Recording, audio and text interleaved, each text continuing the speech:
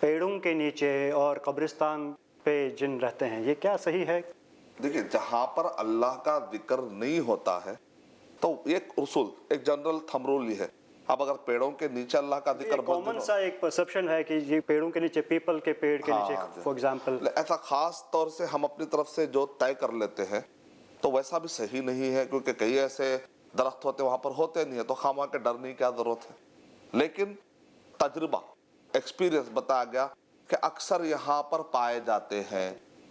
तो हो सकता है किसी एरिया में कोई एक मखसूस एरिया बादौखात मारूफ हो जाता है कि यहाँ पर इनके रहने की जगह है, लेकिन उसको अकीदा बनाने की जरूरत नहीं है कि हमेशा रहता ही रहता है। सिंपल असल में रूल ये है कि जहाँ पर अल्लाह का जिक्र ज्यादा नहीं होता, जरूर वहां पर कुछ अल्लाह की नाफरमानी हो रही होगी, जरूर वहां पर कोई शिर्क हो रहा होगा, या अल्लाह सुब्हान व तआला के खिलाफ कोई बुत परस्ती का या कुछ ऐसा काम हो रहा होगा जिसको अल्लाह पसंद नहीं करता।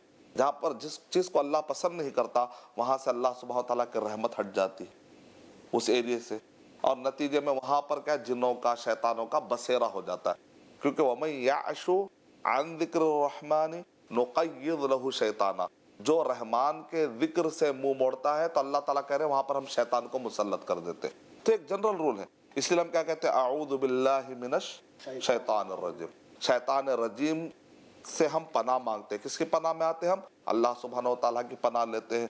तो यहाँ पर क्या बताया जा रहा है, जब आप बिस्मिल्लाह कहते हैं, अऊज़ु बिल्लाहि मिनश शैतानिर रजीम कहते हैं, जहाँ अल्लाह का जिक्र होता है तो फिर वहाँ पर शैतानों का, जिनों का चांस जो है ना वहाँ पर रहता नहीं है। तो असल पॉइंट ये है, वैसे तो अरब में भी ये मशहूर था, आदमी जब मर जाता है तो उसकी जो खोपड़ी होती है उस खोपड़ी में से एक परिंदा निकलता है, या इसी तरीके से अरब में था कि उल्लू जो होता है एक खास किस्म का परिंदा, आउल जिसको हम कहते हैं, उल्लू पर जिन सवार होकर घरों में दाखिल होता है। तो नबी अकरम सल्लल्लाहु अलैहि वसल्लम ने क्लियर फरमा दिया कि उल्लू पर नहीं होता। इसी तरह खोपड़ी में से भी ऐसा कोई जानवर, ला अदवा वला तियरता वला हामा, हामा, हामा का मतलब है कि उल्लू वाले जो कॉन्सेप्ट है वो सही नहीं है, आपने फरमा दिया। लेकिन साथ में नबी अकरम सल्लल्लाहु अलैहि वसल्लम ने इरशाद फरमा दिया, सहीहुल जामिया सगीर की जो रिवायत है उसमें अगर आप पढ़ते हैं हदीस नंबर 3114 के मुताबिक अगर आप पढ़ते हैं तो उसमें बताया गया कि कुछ जिन ऐसे हैं उनको बाकायदा पर है और हवा में उड़ते हैं, कुछ जिन ऐसे हैं जो हयात और अकारिब यानी सांप और बिच्छू की शक्ल में आते हैं, और कुछ है जो इधर उधर आवारा तौर पे घूमते रहते हैं।